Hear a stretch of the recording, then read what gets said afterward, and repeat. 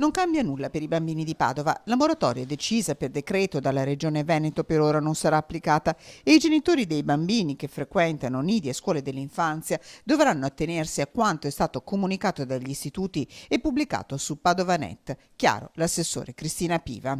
Creare confusione a questo punto dell'anno scolastico mi sembra molto azzardato. Abbiamo chiesto all'assessorato della sanità del Veneto chiarimenti di questa circolare. Attendiamo ulteriori istruzioni, ma credo che nel frattempo noi procediamo nella linea intrapresa dal Ministero. Nessun timore comunque, l'assessore rassicura. Non lasciate bambini a casa, assessore. Assolutamente no, noi cercheremo in tutti i modi di aprire un dialogo con i genitori che presentano dei problemi. Il certificato medico fa fede per i bambini che le vaccinazioni non le possono fare, come anche l'eventuale prenotazione del vaccino.